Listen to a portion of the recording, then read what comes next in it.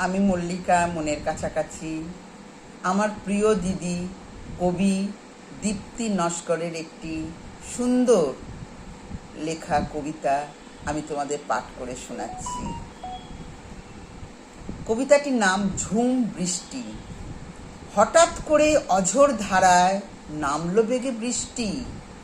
বৃষ্টি ভেজা সুপ্ত রাতে লাগছে বড় মিষ্টি। ঝড়ের বেগে নারকোল গাছটা রাখলো মাথা নুয়ে।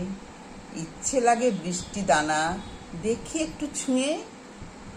বইছে প্লাবন, বইছে তুফান, বইছে ঝোড়ো হাওয়া। বৃষ্টির ছাটে গেল ভিজে আমার ঘরের দাওয়া। আকাশ মাঝে দামামা বাজে, ভয় লাগছে বুকে। নৃত্য করে গাছের পাতা মাথা ঝুঁকে ঝুঁকে। শ্রাবণ রাতে আকাশ জুড়ে দেখি আলোর ছটা। বৃষ্টি ভেজা প্রহর রাতে দেখি প্রলয়ের মুখরতা। আজ সারা রাত বৃষ্টি ঝরিস, যাস না বৃষ্টি ফিরে। চোখের পাতা ধুইয়ে দিয়ে স্বপ্ন দিয়ে যা গড়ে।